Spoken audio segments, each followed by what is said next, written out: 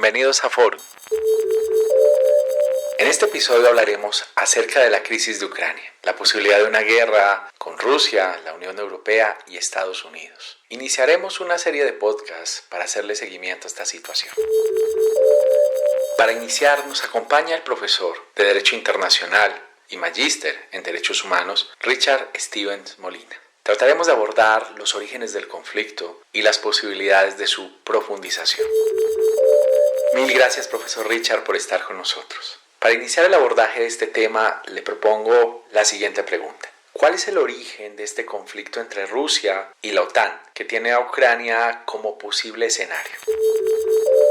Durante el periodo de la posguerra, la Unión Soviética era considerada como una amenaza ideológica y militar expansiva para la estabilización de Europa Occidental. Hechos políticos de gran magnitud propiciaron la creación de la OTAN en 1949. Tenemos como ejemplo el golpe de Estado en Checoslovaquia en 1948, alentado por las presiones del Kremlin, el bloqueo de Berlín en ese mismo año y sobre todo las amenazas contra la soberanía de Noruega, Turquía y Grecia, este último país inmerso en una guerra civil. La doctrina Truman, una visión geopolítica de contención anticomunista, también coincide con los motivos de creación de la OTAN. La idea de este organismo internacional es constituir un sistema de defensa común que pudiera resistir la influencia de los soviéticos. Hoy, 73 años después, bajo formas de estados diferentes, las tensiones continúan. Esta vez Ucrania, una república exsoviética, se acerca más a Occidente, dejando atrás la influencia cultural y geopolítica rusa.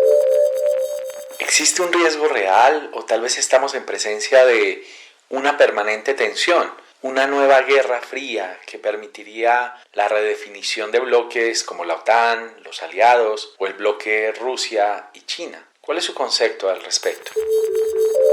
Algunos académicos definen la confrontación entre Rusia y Ucrania como una guerra híbrida, esto es, una combinación de estrategias que no necesariamente se encuentran en el orden militar. Por ejemplo, los ataques cibernéticos, los noticieros especializados en temas bélicos, tweets masivos sobre ejercicios militares de soldados y hasta la intervención directa en materia energética. Teniendo en cuenta lo anterior, el conflicto entre ambos países permite exóticas estrategias de alineación. Por un lado, Rusia toma como socio a China, no solo como un antiguo estado aliado contra el orden hegemónico de los Estados Unidos, sino también como un futuro comprador de su mayor producto, el gas. En pocas palabras, Rusia planea vender sus reservas de gas natural a China para poder cerrar el grifo a Europa por causa de la potencial adhesión de Ucrania a la OTAN. Por otra parte, Europa Occidental ve la intervención armada de Rusia contra Ucrania como una amenaza a los conceptos de paz y seguridad internacionales. Algunos países como Alemania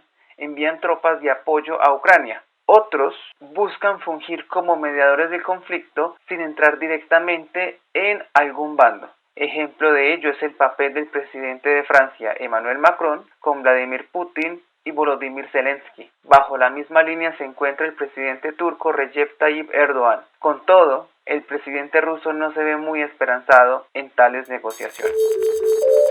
Otro tema que es importante abordar es porque pese al cruce de propuestas entre Rusia y Estados Unidos, no se ha llegado a una solución diplomática. ¿Cuáles son los intereses reales de Rusia y Estados Unidos?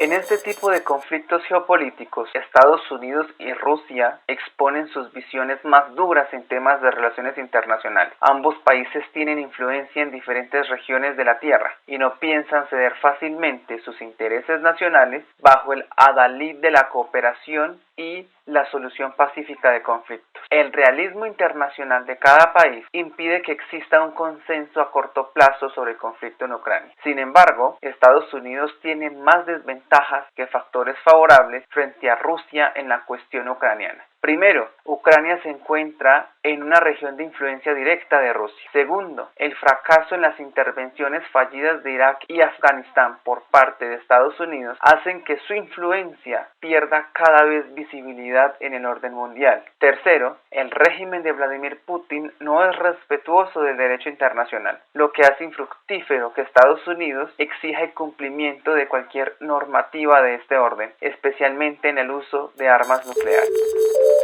Durante esta crisis hemos apreciado la visita del canciller alemán a Estados Unidos, la reunión de Macron con el presidente Putin, pero muchos se cuestionan cuál es la posición real de la Unión Europea e incluso de Ucrania. ¿Tienen realmente propuestas claras o están excluidas de soluciones reales?